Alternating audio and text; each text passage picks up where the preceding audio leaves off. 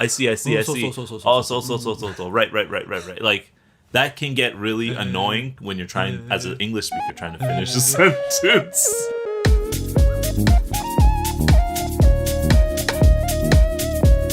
Hey everyone, welcome back to another I see episode with the host. My name is MJ. My name is Adam. And today everyone, we got a good episode for you. But before we get into it, let's take some time to say thank you to everyone who's watching. Yeah. You know, it really helps us out. You know what helps us out even more? Hitting that like button, subscribing, even leaving a comment, because there's an algorithm. There's this like system. An IA. Yeah. AI in YouTube. And it helps other people see this information and these videos. So if you found it helpful and you enjoy this kind of stuff, then maybe other people are out there too that can enjoy it. So hitting that like button really helps us out because it's a community thing, right? That's what it is. Share and share alike. So let's jump into the topic. Today, everyone, we're going to be talking about aizuchi. Really? Yeah, I see. Uh-huh. Aizuchi, which means like words that you say in between when someone's talking. Yeah. How do you say that in English? I'm like, I don't think there's one word. It would be a sentence. Yeah. The words you say in between when someone else is talking to let them know you're listening. Yeah. Well, technically, it's two words, what we found. So there is a technical term. So maybe only English professors at universities know this stuff. Because commoners like us, laymen's, I guess it's called back channeling. Never knew. Me neither. Sounds like I'm trying to like channel the other realms. So it sounded very foreign to me. So I was very taken back by it. But in English conversation, it's hardly used. Per se, I think it's common, but it's not as important to show that you're listening when someone's speaking. Right. Because I think the way that you show someone that you're listening is eye contact. True.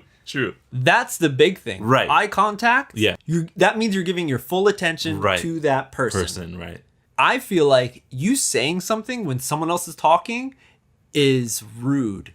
At the same time, it's for the speaker. It's like you're saying something while I'm talking, and I'm in a focus. I'm trying to talk about something, but you saying stuff is making me break my focus. So of course, it depends on the speaker and the conversation. Right. If it's something really serious, maybe okay, don't say anything because, like you said, they're in focus trying to explain something. But sometimes with a friend, you're just having a chat at a cafe, or maybe not at a cafe because you shouldn't be going out anywhere. Stay home.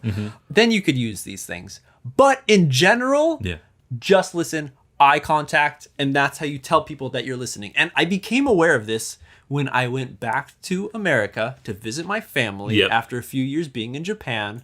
They pointed out, my mom's like, why are you grunting all the time? You sound like a caveman. I'm like, what are you talking about? She's like, yeah, every time, like as I'm talking, you're just like,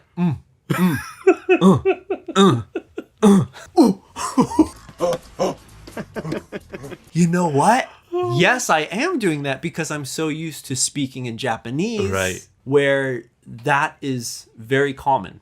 And you're almost supposed to do this aizuchi. Or the other person would think you're not paying attention and not listening. So it's impolite.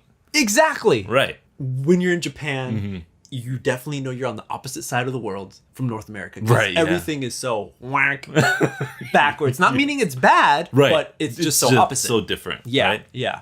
But there are words. I mean, we do say, like, even when I'm listening to you speaking, and we're having the show, I say things like right, and I sometimes repeat what you said. I think confirmation. They're like confirmation type stuff. Yeah. Where it feels like you're agreeing with what is being said. Just said it right now. Yeah. I did too. Yeah. So, yes, yeah. I see could be taken in both ways. Right. But if it's a topic that you don't agree with, I think you would be more quiet. True. Another one right there. Just coming up with all these new ones. Naturally. Yeah, naturally. We have no script, everyone. Yeah. So these are things that you can use definitely, but you really, really want to make sure that the speaker has finished, like there's a pause, there's a break. That's giving you some space to jump in to say, yeah, I think so too. Right. I see. Exactly. And try not to keep just going, so nano. Yeah. Oh, I see. So. Oh, right. Like, that can get really annoying when you're trying, as an English speaker, trying to finish a sentence. Now, not everyone does this in Japan, but definitely in our past office, our company, there were a few people that it would stand out so much when I had a meeting with them, because whoever's speaking, they're just constantly, And it's not rude, but for me, it was like, I'm talking. Yeah. So that's the cultural difference. It is, yeah. The language difference. And we've gotten used to it as well. Yes. You know, so much that I'm using it when I'm in America. Exactly. Speaking with my friends and family. But to list them off, I don't know, just watch this episode again. We've said so many. Anytime I interject MJ, I go over top of him saying a word that is nothing to do with the sentence, but I'm nodding my head. That's aizuchi. Oh, there you go. You can nod your head. That's a nice quiet one. So it's good for if you're in America or other countries that speak English. Yeah. To show that you're listening, I would recommend just keeping eye contact, being a little quiet with some of your statements, and most of the time, think about how it's going to be something that you are agreeing with. Right. Is when you're going to say, right, yep, totally. Yeah. Because you're agreeing. I guess if you disagree, you'd probably wait until the person is finished to say, I don't really agree with that because of this, this, and this. Yeah. Okay, so let's take into that scenario. If I'm saying something that you don't agree with, would you? What else could we say? That? I was thinking along the lines of like, oh yeah, it's all about your intonation as well. I see. Okay, but so I think those could be used, but overall, it's not such a predominantly used thing, right? When you're speaking in English, you won't have to focus so much on it as like a person learning a language. Like if you're listening to an English speaker talk, the best thing you can do is listen. Yep. And the other best thing you can do is repeat after they say something, not right after, but at the end of what they're talking about.